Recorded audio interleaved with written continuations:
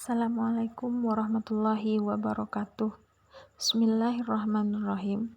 Di sini saya atas nama Risna Najiyah NPM 19520045 dengan mata kuliah Bahasa Arab, dosen pengampu M. Iqbal Ansari MPDI, Prodi PGMI Banjarbaru, akan mempresentasikan PowerPoint saya. Yang pertama, mengenal blended learning, manfaat teknologi dalam dunia pendidikan khususnya dalam sistem pembelajaran telah mengubah sistem pelajaran pola konvensional atau pola tradisional menjadi pola modern yang bermedia teknologi informasi dan komunikasi atau Information and Communication Technology, disebut juga dengan ICT. Menurut Johan bahwa ICT dalam waktu yang sangat singkat telah menjadi satu bahan bangunan penting dalam perkembangan kehidupan masyarakat modern.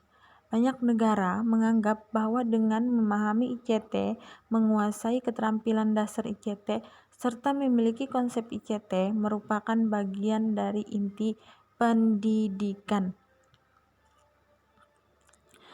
ICT dalam proses pembelajaran masih kurang sehingga dampak ICT kurang nyata. Contohnya, perkembangan multimedia telah berkembang pesat di masyarakat, namun pembelajaran di kelas tetap tertinggal meskipun telah menggunakan teknologi komputer, handphone, tablet, smartphone, dan teknologi sejenis juga sudah mulai di masyarakat.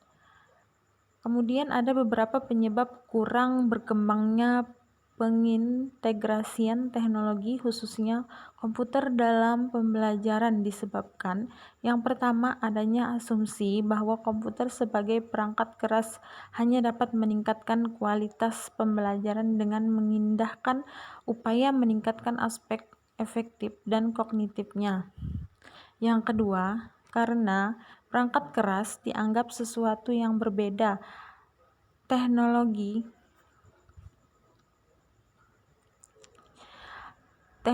ini akan dengan cepat dikenalkan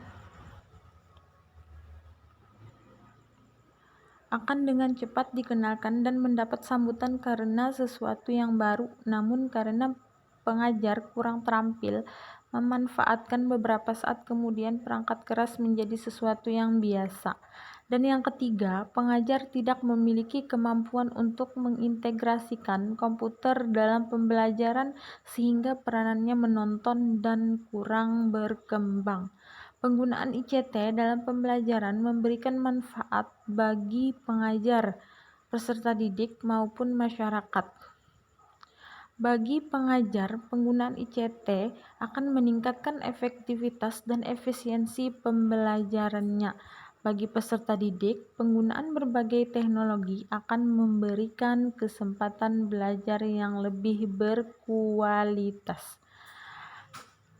ICT sebagai sistem pembelajaran. Pada kategori ini, ICT dirancang sedemikian rupa sebagai suatu sistem pembelajaran yang terintegrasi.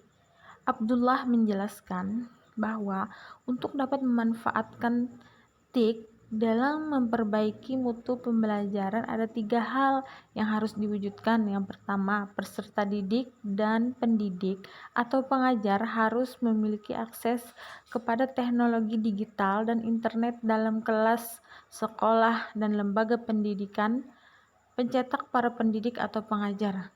Yang kedua, tersedia materi yang berkualitas, bermakna, dan dukungan kultural bagi peserta didik dan pendidik atau pengajar. Adapun pendidik atau pengajar, baik itu pengajar ataupun dosen, harus memiliki pengetahuan dan keterampilan dalam menggunakan alat-alat dan sumber digital untuk membantu peserta didik agar mencapai standar akademik. Menurut Kusairi, dengan memasuki dunia online, pendidik atau pengajar dapat memperoleh berbagai informasi yang diperlukan untuk memenuhi kebutuhan bahan pembelajaran. Kemudian ada manfaat e-learning sangat diunggulkan dibandingkan dengan pembelajaran konvensional secara tatap muka atau face to face. Hal ini karena e-learning pembelajaran dapat lebih terbuka, fleksibel, dan dapat terjadi kapan saja, di mana saja, dengan siapa saja.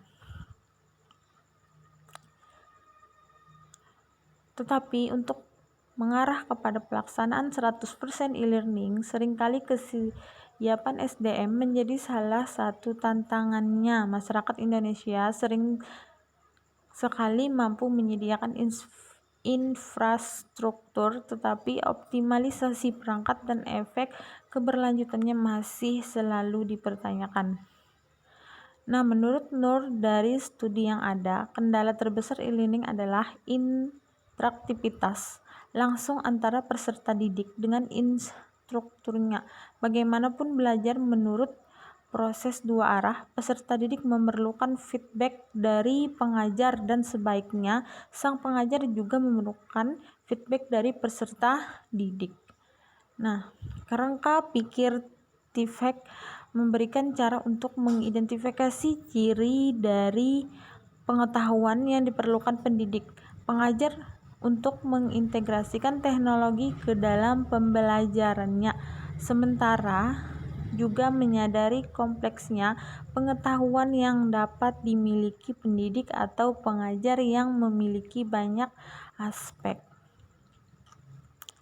TIFAC mendeskripsikan interseksi penting dari ketiga macam pengetahuan yang harus dimiliki pendidik atau pengajar sebagai tempat di mana pembelajaran secara efektif dapat berlangsung.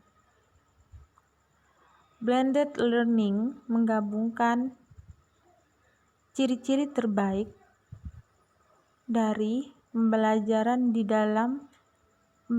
kelas atau tatap muka dan ciri-ciri terbaik pembelajaran online untuk meningkatkan pembelajaran mandiri secara aktif oleh peserta didik dan mengurangi jumlah waktu tatap muka di kelas.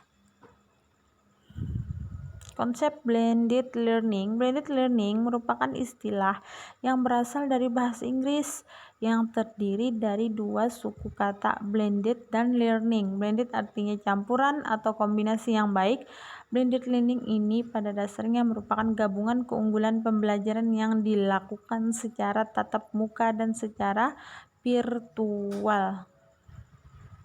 Blended learning sudah mulai banyak digunakan dan populer di dunia pendidikan dan pelatihan beberapa tahun terakhir. Blended learning, hybrid learning, dan mixed mode learning adalah sesuatu istilah yang memiliki maksud sama. Berdasarkan pemaparan tersebut, maka secara umum karakteristik blended learning adalah sebagai berikut. Yang pertama, pembelajaran yang menggabungkan berbagai cara penyampaian, model pengajaran, gaya pembelajaran, serta berbagai media berbasis teknologi yang beragam.